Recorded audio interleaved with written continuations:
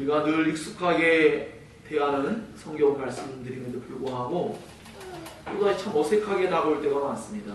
그것은 뭐냐면 우리의 생각과 하나님의 생각이 다르기 때문이다라고 그렇게 느껴집니다. 우리가 원하는 바와 하나님께서 원하는 바가 다르면 정말로 완전히 상반된 길을 걷게 되겠죠. 지금 한국에 일어나고 있는 이와 같이 지도자와 또 백성들 간의 큰 이러한 어려움들은 무엇입니까? 국민들이 원하는 것과 대통령이 원하는 것이 다르다는 것이 지금 드러나고 있습니다.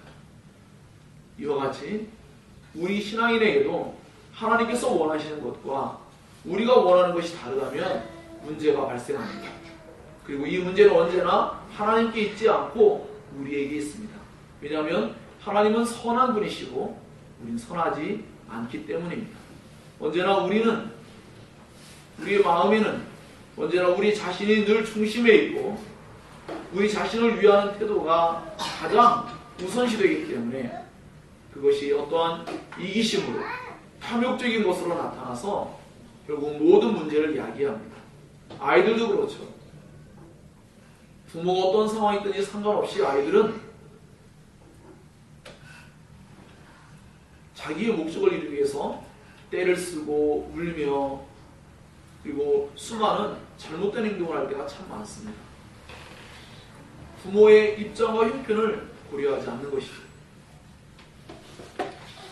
우리의 신앙이 이와 같이 정말 어린애의 신앙으로서 머물러 있다면 우리는 하나님께서 무엇을 원하시는 일을 올바로 알지 못하고 하나님께서 원하시는 목적을 귀 기울이지 않고 우리는 우리가 원하는 목적이 이루어지기 위해서 하나님께 때를 쓰며 기도하고 우리의 삶의 최종적인 목적이 하나님께서 원하시는 것이 아니라 우리가 원하는 것, 그것을 위해서 달려가게 될 것입니다.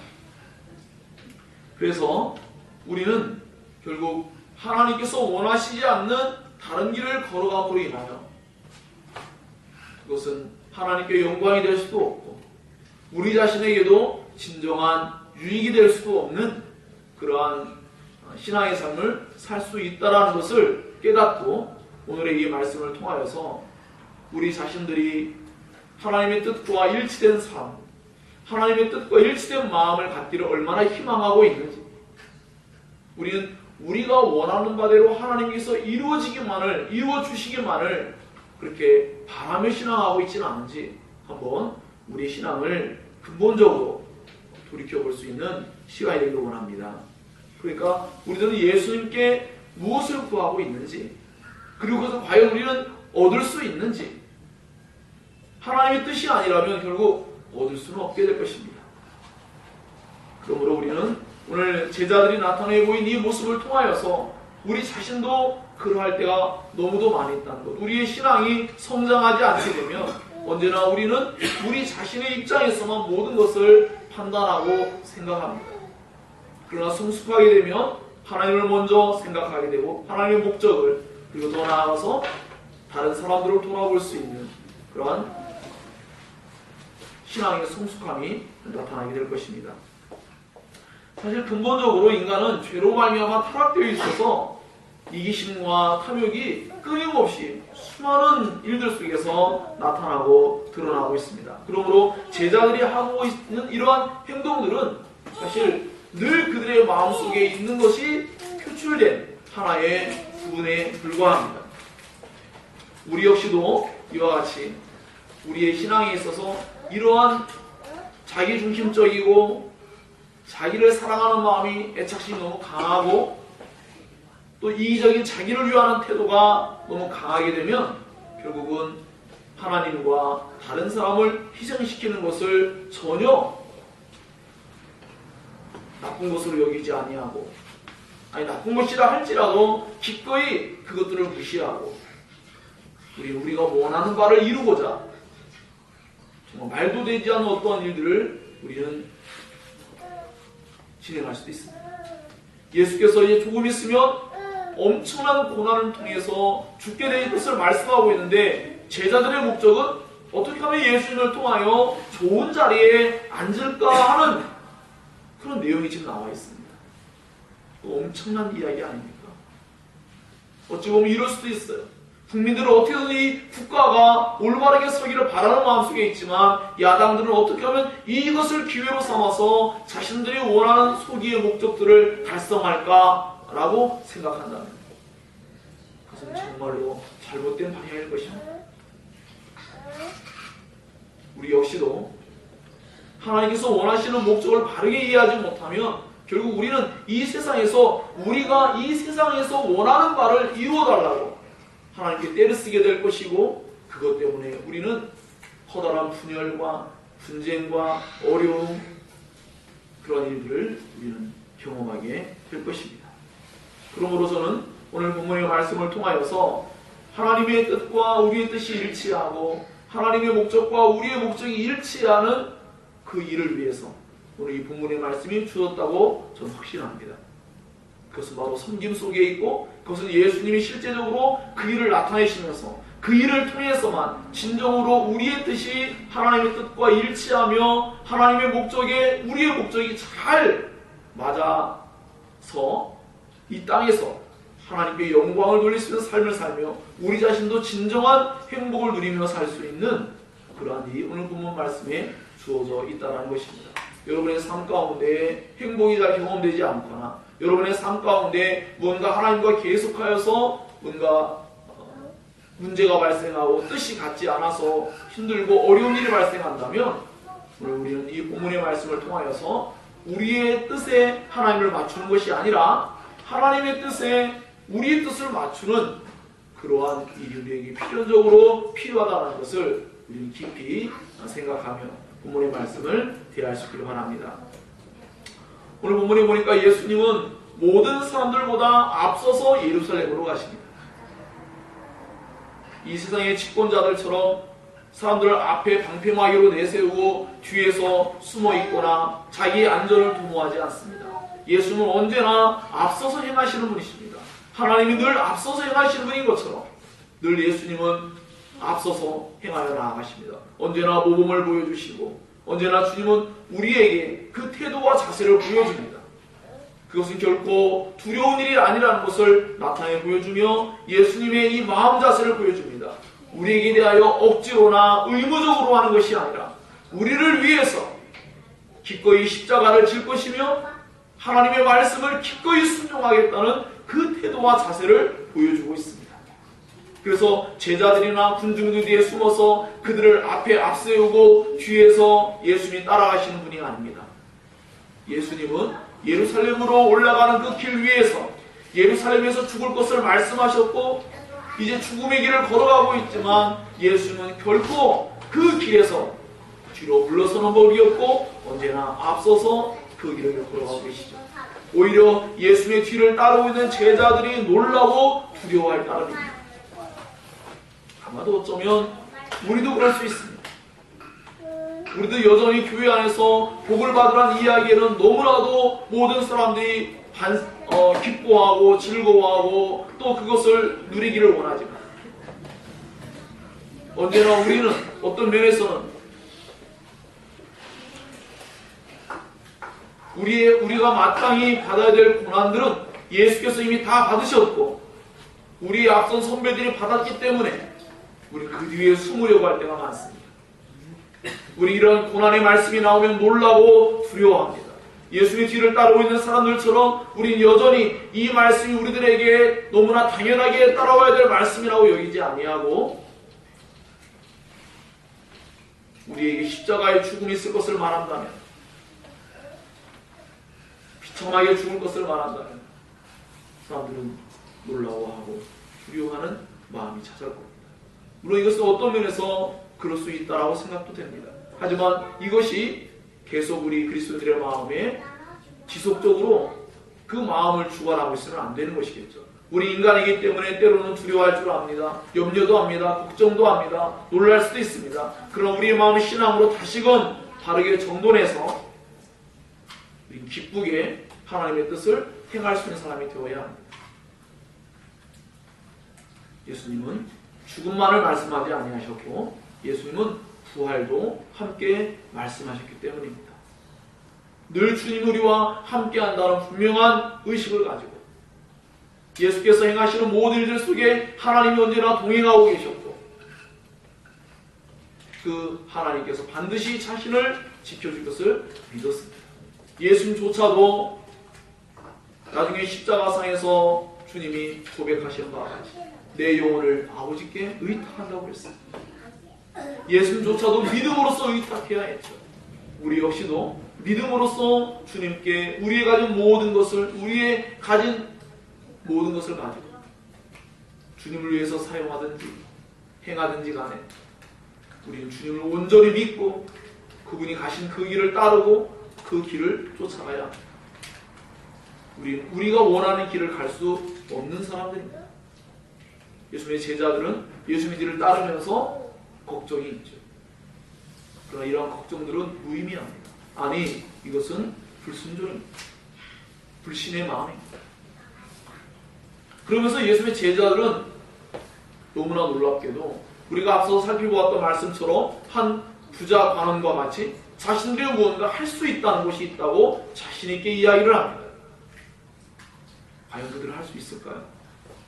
그들은 할 수 있다고 말한 것이 있습니다. 그것은 무엇이냐면 예수님이 만약에 높은 지위를 자신들에게 줄 것을 약속해 주신다면 어떠한 대가를 치르더라도 어떠한 고난이 온다고 할지라도 예수께서 마시는 잔, 예수께서 받으시는 세례 그것이 무엇인지조차 알지 못하면 어떤 것인지 간에 그 값과 대가를 치르고라도 반드시 그것을 이뤄낼 수 있도록 하겠다라고 그들의 의지를 분명하게 밝히고 있습니다.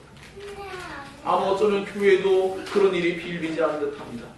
많은 사람들은 하나님으로 말미암아 엄청난 복을 이 땅에서 누리고 부와 영광과 명예와 높은 지위를 얻게만 해준다면 기꺼이 모든 것들을 포기할 각오를 가지고 있어요.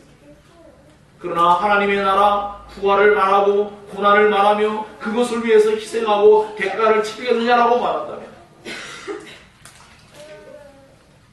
정말로 많은 사람들은 주저하고 머뭇거리고 사람들은 섣불리 나서지 않는 모습을 보게 됩니다. 그러므로 우리는 예수님의 죽음과 부활에 대한 분명한 이해를 갖지 못하면 우리는 결국 세속적인 그리스도를 비판하고 있지만 우리 역시도 사실은 세속적인 그런 가치관을 가지고 살고 있진 않은가라고 정말로 겸손하게 돌아보아야 할 것입니다. 예수님 오늘 말씀을 통하여서 죽음에 대한 세 번째 예고를 하신 것입니다. 첫 번째는 8장 31절에 말씀했고 두 번째는 9장 31절입니다. 그리고 오늘 10장 34절에서 또다시 말씀하는데 이것은 한학자가 성경학자가 증언한 바와 같이 점진적으로 점점 강화되고 있고 더 많은 것을 표현하고 있으며 더 자세히 말하고 있습니다. 점점 그 날짜가 가까워 오고 있는 거죠. 처음에는 죽음에 대한 선언만 했지만 나중에는 배반에 대한 암시를 하고 세 번째는 능욕과 침뱉음과 채찍질을 받을 것을 주님이 말씀하셨습니다. 주님이 받게 될 고난에 대해서 주님이 결코 그것을 가볍게 여기지 않았음을 지금 보여주고 있습니다. 주님이 십자가에 못 박히기 전에 어땠습니까? 내 마음이 심히 고민하여 죽게 되었다고 말하며 예수님이 너무나 괴로워하시는 모습을 그분의 인성을 표현하고 있습니다. 예수는 그 날짜가 가까워오는 과정 가운데서 굉장히 깊은 고민 중에 있습니다.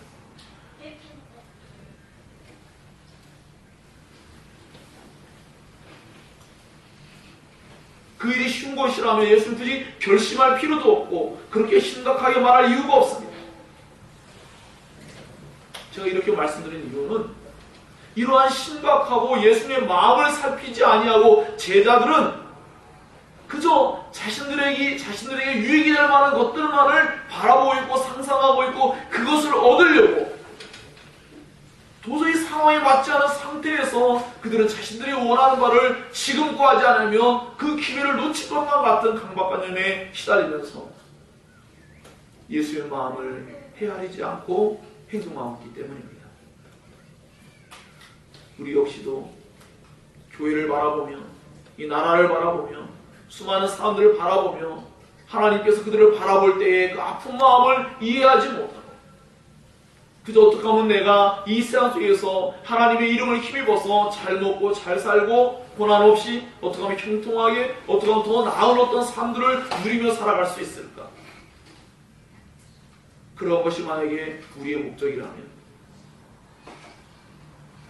주님이 여전히 지금도 수많은 영혼들을 보며 가슴 아파하고 있는 주님의 마음을 전혀 헤아리지 아니하고 우린 여전히 자기중심적이며 이기적인 태도를 가지고 여전히 신앙을 하는 제자의 모습과 너무나 유사한 면모를 가지고 있다는 것을 우리는 인정해야 할 것입니다. 사랑하는 여러분, 그러므로 우리는 예수님의 마음을 헤아릴 수 있는 예수님을 진정으로 올바르게 아는 그 지식이 우리에게 너무나 중요합니다. 하나님께서 과연 무엇을 원하실까? 예수께서 지금 이 예루살렘 길을 가고 계신데 과연 무엇을 원하실까? 오늘날 주님께서 나에게 정말 예수께서 원하시는 것이 무엇일까? 찰스 셸던이라는 목회자가 쓴 글처럼 예수님이라면 어떻게 하실까? 하는 그런 관점으로서 무언가를 바라보지 못한다면 우리는 여전히 신앙이 성장하기가 어려울 것입니다. 그래서 제자들처럼 하나님 앞에 이렇게 어처구니 없고 어리석은 그런 모습으로서 그렇게 자기들이 구한 것이 무엇인지조차 알지 못하고 무엇을 구해야 되는지조차도 모르는 그런 입장에 서게 될 것입니다. 오늘 본문에 다 표현하지 않았지만 예수님 입장에서 얼마나 답답하고 얼마나 황망하겠습니까? 3년을 제자를 이렇게 훈련시켜오고 교육해왔는데 여전히 아직도 무언가 바뀌어지지 않는 그 제자들의 모습, 너무나 가슴 아픈 모습이 있습니다. 사랑하는 여러분, 기독교는 고난이 없이는 존재할 수 없습니다. 기독교는 예수님과의 관계가 올바르지 않고는 결단코 그 무엇도 얻을 것이 없습니다. 아니 도리어 해를 받을 것입니다. 그 예수님으로 말미암아 심판을 받을 것이기 때문입니다. 그러므로 우리는 오늘 본문의 말씀을 통하여 예수께서 십자가의 놀라운 희생적 죽음을 그렇게 죽으실 때에 이 과정 속에서 예수님이 결국 우발적인 죽음을 작정하신 것이 아니라 삼위일체 하나님께서 우리 피조물들을 구원하기 위해서 친히 이 땅에 자신의 영광스러운 영원전부터 존재하셨던 하나님의 아들이신 예수님을 이 땅에 보내주시고 그 예수님이 육신을 가지고 이 땅에 오셔서 우리의 죄를 대신하여 죽으시는 그 방법을 통하여서 우리를 구원하시는 이 엄청난 일을 하나님께서 계획하시고 이루고 계시는 과정 속에 있다는 것을 우리는 기억해야 합니다. 그러므로 우리에 대한 구원의 계획이라는 것은 결코 작은 일이 아닙니다. 온 우주 만물을 다 통틀어서 우리의 구원을 이루기 위해서 하나님 모든 것을 계획하시고 이루시는 일이었다는 것을 기억하셔야 됩니다.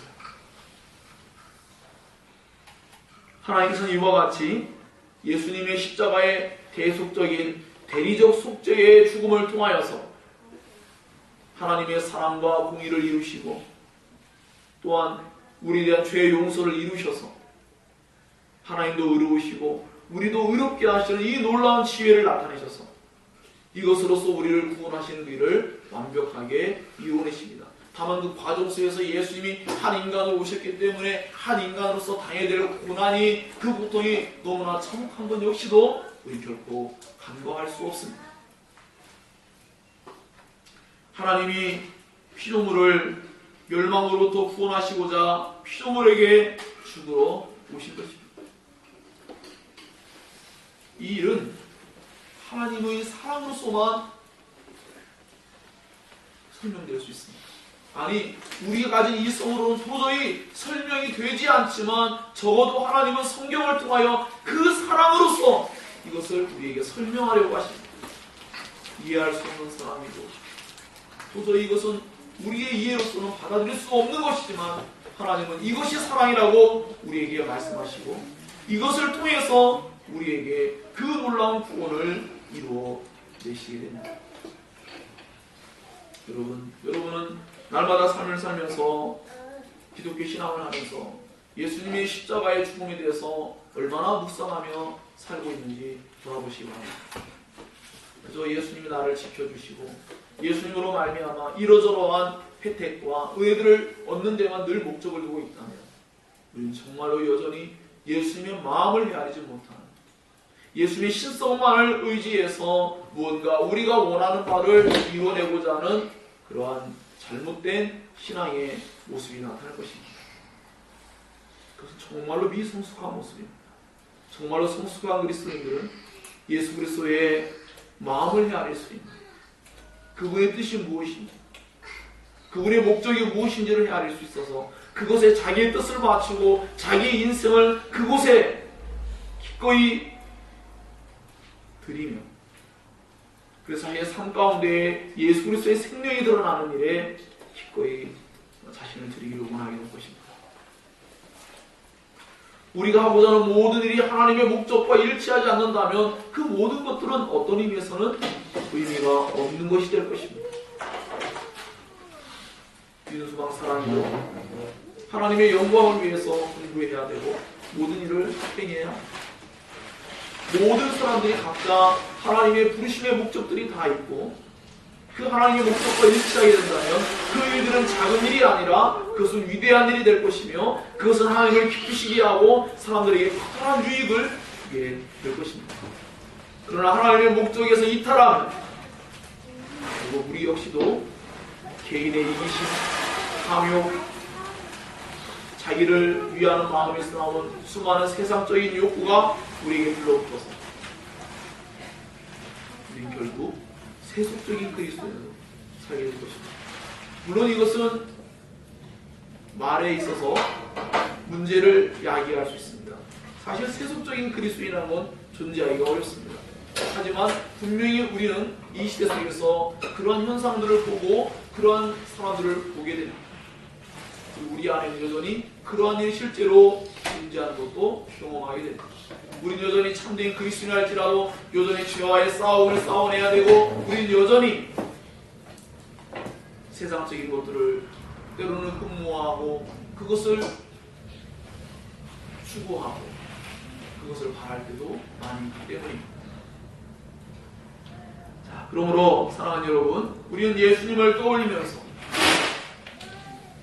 예수님께서 죽음을 이기시고 다시 살아나심으로써 예수의 놀라운 권세와 능력을 나타내실 때에 우리에게 하나님은 하나님의 사랑으로 말미암는 애처로운 감상에 머무르지 않고 위대한 능력으로서 종말에 있을 웅대한 하나님의 나라를 드러내신 것을 기억해야 합니다.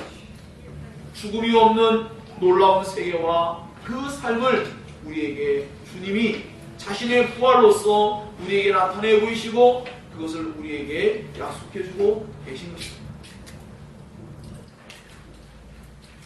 우리는 제자들의 모습을 통하여서 인간의 탐욕적인 모습을 보게 됩니다. 인간의 죄성은 이기심과 탐욕을 통하여서 드러났습니다. 과연 제자들의 이 세베대의 아들 야고보와 요한 그들은 혈족으로 이루어졌죠. 더 나아가서 예수님과 지적 관계 속에 들어 있습니다.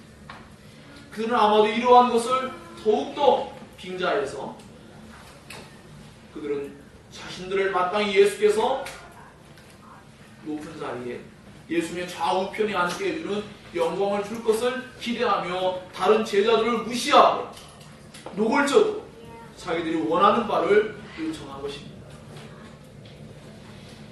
그들은 너무나 노골적이었습니다. 예수님의 의사와는 상관이 없습니다. 다른 제자들에 대한 어떤 배려심도 없습니다. 그들은 무엇이든지 자기들이 구하는 바를 예수님께서 들어주시기를 요청했습니다. 굉장한 요청입니다. 정말 백지수표 같은 거였던 면에서 그들은 너무나 담대하고 노골적으로 그들은 자신들의 이기심을 표출했습니다.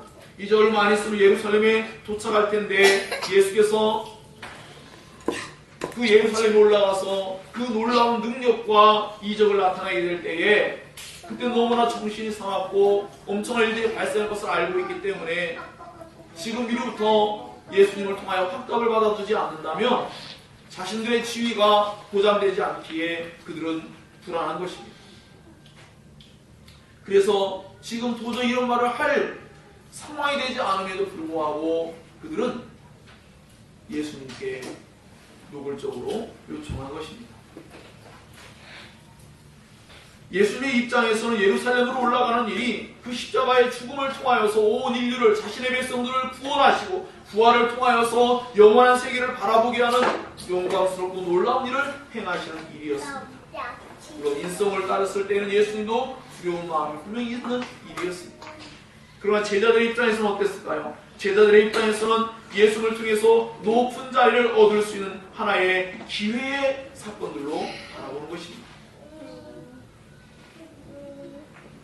오늘날에도 수많은 사람들이 하나님 말씀에 집중하지 못하고 바르게 알지 못하여서 그 말씀들을 인위적으로 자기가 원하는 바대로 그렇게 잘못된 해석을 하고 하나님의 말씀을 빼고 더합니다. 자기에게 유익을 주고 유리하면 그것을 가지고 오고 그것이 자신에게 무언가 많은 것을 요청하게 된다면 그것을 빼버리는 그러한 일을 보게 됩니다. 예수께서 원하시는 것이 무엇일까 생각하기보다는 자신이 원하시는 것을 예수님이 과연 어느 때에 들어줄지 여기에 관심이 많은 것이죠. 그렇다면 우리 역시 야고보와 요한처럼 그러한 모습을 우리 가지고 있는 것이라는 겁니다. 이것은 예수께서 원하시는 제자의 모습이 아닙니다. 사람들은 누구나 다 미래에 대한 안전과 명예를 보장받고 싶어 합니다. 지금 한국 땅에 일어나고 있는 수많은 사건들도 바로 그와 같은 것을 단적으로 보여주고 있습니다. 성공과 명예와 높은 지위에 대한 욕구, 이러한 것들이 제자들의 마음을 사로잡고 있기 때문에 그들은 예수님에 대해서 고려하고 생각할 마음들이 그들에게는 없는 것입니다. 있긴 있을지 몰라도 이러한 욕심과 탐욕이 더 강하기 때문에 그 나머지 것들을 그들은 미처 깊이 생각하지를 못하고 있는 것이죠. 우리 역시도 하나님께서 원하시는 바가 무엇인가에 대해서 늘 묵상하는 삶을 살지 않고 내가 원하는 바를 하나님 어느 때 들어줄 것인가를 늘 생각하며 살게 된다면 우리 역시도 그렇게 잘못된 제자들을 갖게 될 것입니다. 사랑하는 여러분, 예수님은 예루살렘에 올라가서 고난을 통하여, 그리고 고난은 주님이 말씀하신 바와 같이 너무나 비참하고 너무나 고통스러운 내용을 가득히 담고 있습니다. 그렇지만 예수님은 부활의 말씀을 잊지 않고 언제나 말씀하십니다. 제자들은 부활에 초점을 두어서 생각하지 않아요. 어떤 사람들, 학자들은 예수님의 부활에 대해서 그들이 생각하기 때문에 그 영광스러운 때에 이것을 요청한 것이다, 그렇게 말하기도 하지만 그것은 매우 잘못된 해석입니다. 이후에 나타나는 제자들의 모습이 정말로 예수님의 부활이 영광스럽고 찬란한 것을 믿고 있다면 왜 예수님을 버리고 도망을 갔겠습니까?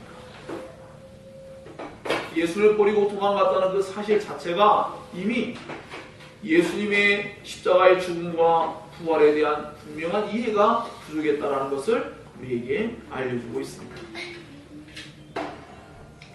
죽음을 앞에 둔 예수님께 제자들은 무지하다 못해 비정한 모습을 보여주며 인간의 탐욕과 이기심이 얼마나 이렇게 무서운 일을 저지르는지 여러분 입장 바꿔 생각해 보세요. 여러분이 무언가 상대방을 위해서 죽어주기로 작정하고 뭔가를 하고 있는데 그 사람이 기왕 죽을 거면 이것도 줘 나에게 라고 요청한다고 할 때 여러분 마음이 어떨 것 같습니까? 예전에 한번 어떤 오래된 건데요, 개그 프로에 그런 게 있었어요. 한 친구가 이제 세상에 있는 여러 가지를 이제 분장한 거죠. 너무나 많은 그 사업터가 개업하고 또 폐업하고 문을 닫고 막 그런 일이 많으니까 한 친구가 망하게 됐어요. 그 친구들이 와서 하는 말이 와서 야 너 참 안 됐다. 너 새로 뭔가를 재기할 수 있도록 우리가 도와줄게 그런 게 아니라 너 어차피 망했으니까 여기 있는 거 필요 없지 내가 좀 가져가면 안 되겠냐 뭐 하는 그런 프로가 있었어요. 그때 사람들이 웃으면서도 사실은 여러분 알고 있다시피 웃픈 얘기죠. 웃긴 듯하지만 정말 슬픈 얘기인데 현실이란 말입니다. 현실이기 때문에 사람들이 공감하는 거예요. 정말 저도 그런 걸 많이 보았습니다. 예전에 누가 뭔가를 준다고 쫓아가 보면요 망했어요. 그럼 가져올 때 참 마음 미안해요. 그래서 옛날에 저는 가지고 올 때 그래서 그 사람이 원하지도 않았지만 제가 일부러 음료수 사다 주고 그랬습니다. 일부러 힘내라.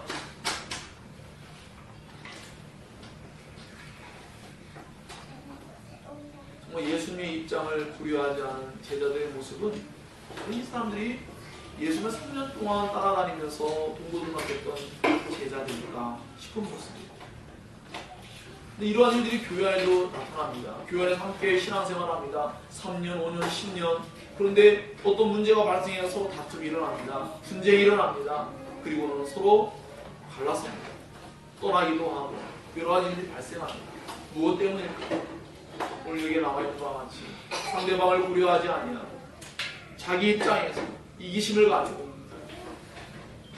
자기 중심적인 태도를 가질 때 인간은 언제나 이렇게 돌변할 수 있고 인간은 언제나 이렇게 어리석은 이기심을 나타낼 수가 있구나 라고 생각해 보게 되었습니다. 이것을 미연에 방지하고자 저는 이 말씀이 우리에게 중대하다고 보여집니다. 우리 역시도 헤어지지 않기 위해서 주님이 진정으로 기뻐하는 참된 제자들을 이루어가는 성숙한 공동체가 되기 위해서 저는 오늘의 이 본문 말씀이 매우 중요하게 여겨집니다. 왜냐하면 이 말씀의 뒤에 부분에서 이제 해결책을 주님이 우리에게 제시해주기 때문입니다. 주님이 제자들에게 그럼 너희들에게 무엇 해주길 원하냐라고 했어요. 근데 너희들 그렇게 소원하면 무엇 해줄까? 그랬더니 그들이 원하는 바가 뭡니까? 이 세상에 높은 지위를 낳는 것과 같은 그러한 모습이었어요. 오늘날에도 저도 비판을 이렇게 원하진 않지만 수많은 교회들에서 증거되는 메시지 속에 사람들 오늘날 여전히 하나님께 원하는 바가 너무나 많이 있는데 정말로 기도를 많이 하는데 우리가 이렇게 알고 있다시피 순복음교회부터 시작해서 수많은 기도를 많이 하는 교회들이 있습니다. 근데 정말 그 구하는 바가 정말 하나님께서 원하시는 바가 아닌 다른 것을 구할 때가 많이 있는 모습을 보게 됩니다. 물론 한 교파만의 특징이라고 볼 수는 없을 거예요. 한국교회 전반적으로 많은 곳에서 사람들이 굉장히 많이 기복주의에 물들어 있고 수많은 사람들이 자기중심적인 태도를 벗어나지 못하는 그런 모습을 나타내고 있기 때문입니다. 오늘날의 하나의 한국교회의 큰 기류라고도 볼 수 있는 그런 모습이기도 합니다. 그래서 우리는 오늘 예수님의 말씀을 통해서 성공과 명예와 부와 권력과 그런 지위를 얻고자 주님께 간구하는 것이 과연 옳은 것이냐라는 문제 제기를 할 수가 있는 것이죠. 기독교는 과연 자기가 원하는 것을 예수님을 통해서 하나님께 얻어내는 종교에 불과할까요? 여러분은 예수를 통해서 무엇을 얻어내고자 이 자리에 있습니까? 정말로 예수를 높이고자 있습니까? 예수를 통해서 무언가를 얻고자 있나요? 우리의 마음속에서 소원하는 바가 우리의 마음속에부터 일어나는 기도의 제목들이 과연 무엇을 목적으로 하고 있는지 우리는 한번 깊이 생각해 볼 필요가 있는 것이죠. 그것이 세속적이고 세상적인 지위와 높은 지위와 부와 성공과 명예라면 그것은 우리가 예수께서 질문하신 말씀 속의 뉘앙스처럼 우리가 얻을 수 없는 것들을 구하는 것이 될 것입니다. 우리가 정말로 구해야 될 것은 무엇입니까? 예수님을 통해서 영원한 속죄 은혜와 영원한 생명, 다시는 죄가 없는 분쟁이 없는 하나님 나라를 대망하는 그런 것들이 되어야 하고 또 다른 영혼을 구원하고자 하는 하나님의 마음을 우리 마음속에 품어서 또 다른 사람을 주께로 인도하는 그런 마음을 갖는 것, 이 모든 것들이 우리가 정말로 구해야 될 소중한 것들이라고 생각이 됩니다. 우리의 날마다의 삶 가운데 하나님의 나라와 뜻이 이루어지기를 위해 기도하고 우리가 예수 그리스도의 형상을 닮아가고 우리의 마음이 하나님 뜻과 일치되어지기를 소망하는 것이 우리에게 얼마나 중요한지를 우리는 다시금 깊이 생각해야 합니다. 그래서 우리는 요한복음 15장에 기록한 바와 같이 하나님의 뜻과 우리의 뜻이 일치하며 모든 것을 응답받게 될 것입니다. 그러나 일치하지 않는다면 그것은 구할 뿐이지 얻을 수 있는 것은 아닙니다. 너무나 많은 사람들이 얻지 못할 것을 구하는 경우를 많이 보게 됩니다.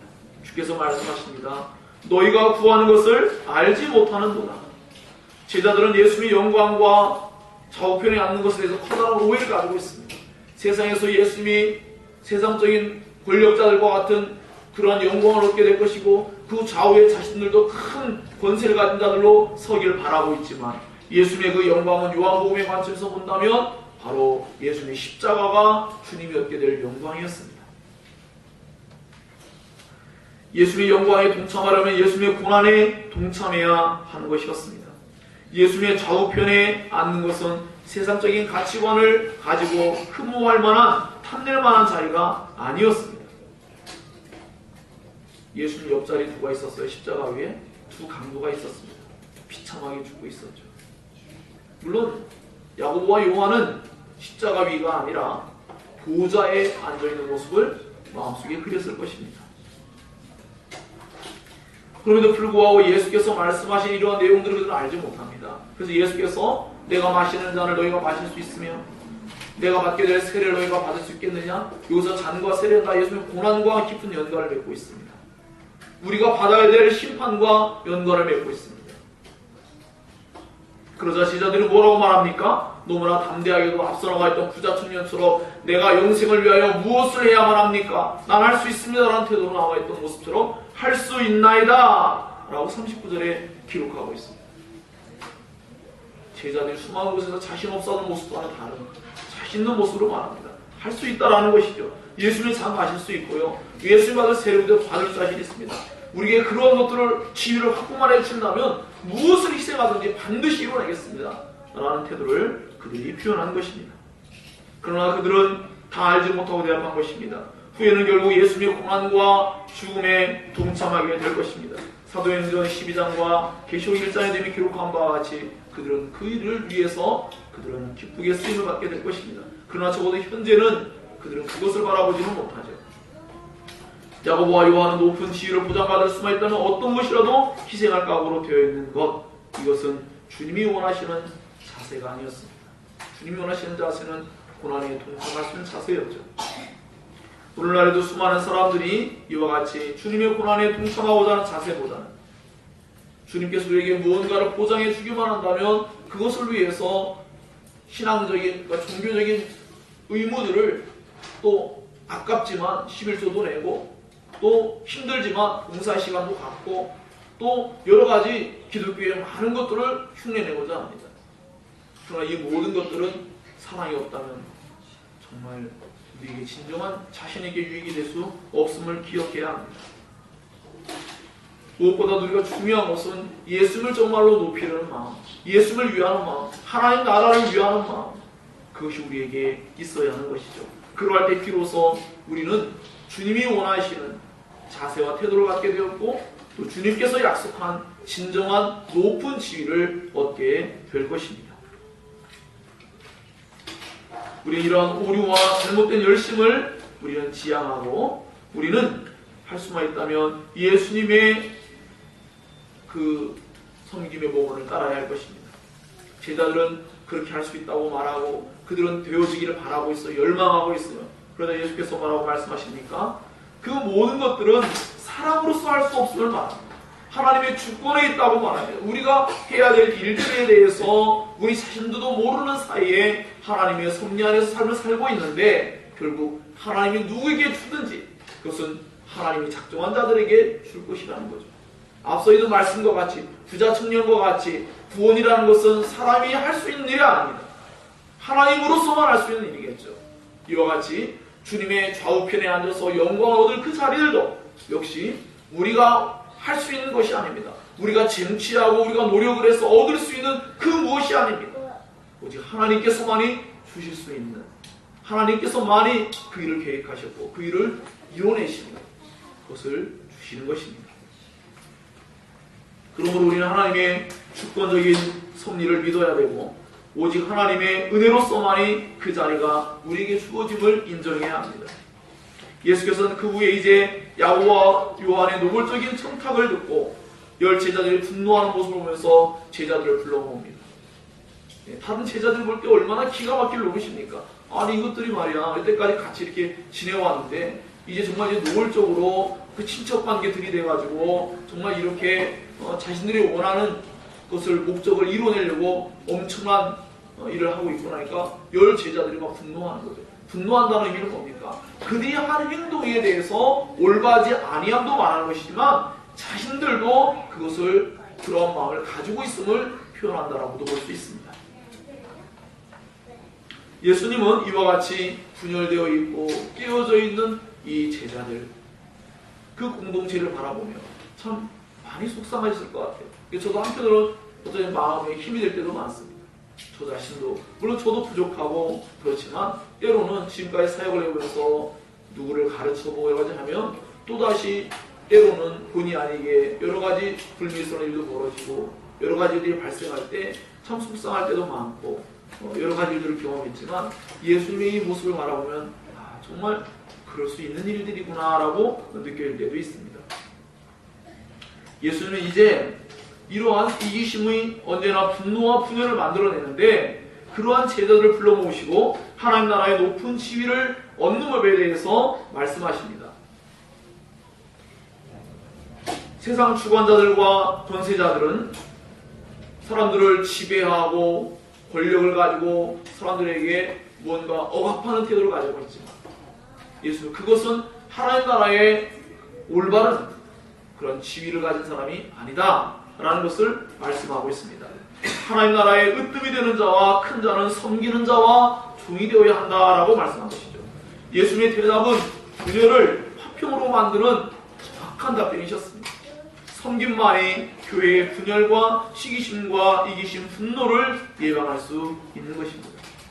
예수님은 자신을 따르는 제자들에게 그 참된 제자도의 도리는 종과 같이 섬기는 제자도라는 것을 말씀한 것입니다.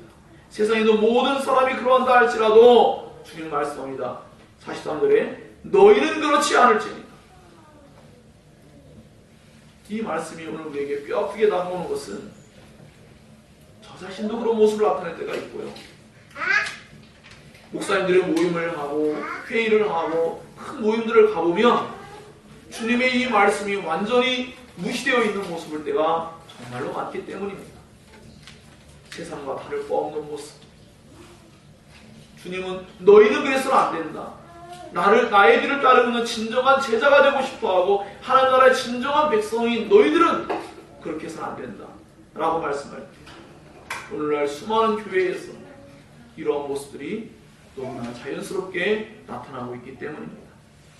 너희 중에는 그렇지 않지 우리 중에는 그렇지 않아야 된다는 것입니다. 사랑하는 여러분, 수많은 교회들, 수많은 공동체에서 이런 일이 발생해도 우리 사랑의 교회 위에 너희 중에는 그렇지 않을지니 라는 이 말씀이 우리들에게 이루어지기를 소망합니다. 기독교는 세상과 다른 리더십을 보여주어야 합니다. 세상과 다른 리더십은 무엇입니까? 섬기는 것이죠. 오늘날 대통령도 만약에 백성들을 섬기려고 하고 국민들을 섬기려고 했다면 지금과 같은 일이 발생하지는 않았을 것입니다. 그것은 대통령에게만 국한된 얘기가 아니라 오늘 우리들도 섬기는 삶을 살지 않는다면 결국 커다란 분열과 분쟁과 그리고 매우 위험한 일들이 얼마든지 발생할 수 있음을 우리에게 알려주고 있기 때문입니다. 예수께서는 말씀합니다. 제자들의 탐욕스러운 목적과 달리 예수님의 목적은 많은 사람을 구원하기 위해서 오셨는데 많은 사람의 대속물로 자기의 목숨까지도 기꺼이 내어주는 그 일을 통하여서 하나님의 뜻을 이루고자 한다라고 말씀하는 거죠. 여기서 이 대속물은 노예나 죄수를 석방할 때에 지불하는 돈을 의미합니다. 그러므로 이 일은 예수님의 사역의 목적을 잘 드러내주고 있습니다. 예수님은 자기 목숨을 지불하셔서 자신의 구원받을 백성들을 사시는 것이기 때문입니다. 이것이 우리에게 필요합니다. 예수님의 구속사역에는 필연적으로 생명으로의 섬김이 있어야 함을 우리에게 알려주고 있습니다. 이것이 바로 예수님의 리더십입니다. 이것이 곧 제자들의 리더십이 되어야 되고, 이것이 곧 우리 교회의 리더십, 우리 자신들의 리더십이 되어야 하는 것입니다. 우리의 복음전도 사역 속에도 이와 같이 섬김을 통해서 하나님 나라가 이루어짐을 기억해야 합니다. 복음 전파를 위해서 우리의 목숨과 우리가 가진 모든 것을 아깝게 여기지 아니하고 남에게 줄 수 있는 예수님의 참된 제자의 공동체, 그것이 주님이 원하시는 공동체입니다. 그 복음 사역 속에는 언제나 섬김이 포함되어 있습니다. 결론 맺겠습니다.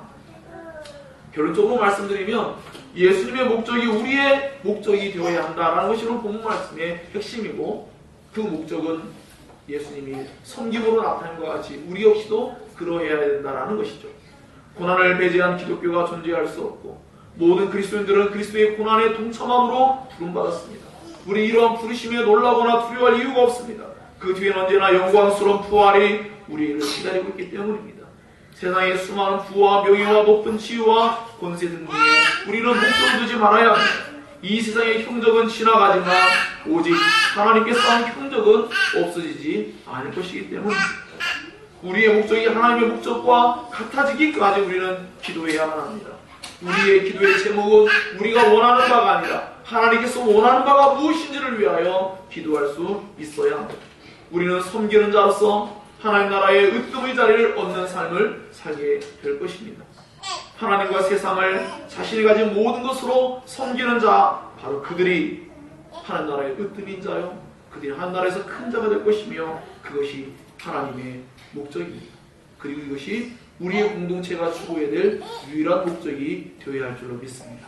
오늘 이 말씀이 우리 모두에게 진정하고 참된 기독교의 정신을 가지고 참된 제자의 모습을 회복하며 분열과 분쟁을 미리 앞서서 막을 수 있는 이 복된 예수님의 답변으로서 우리 모두가 기꺼이 사랑으로서, 섬김으로서, 순종으로서 우리가 응답할 수 있는 복된 공동체가 되기를 주의 이름으로 축원합니다. 기도하겠습니다.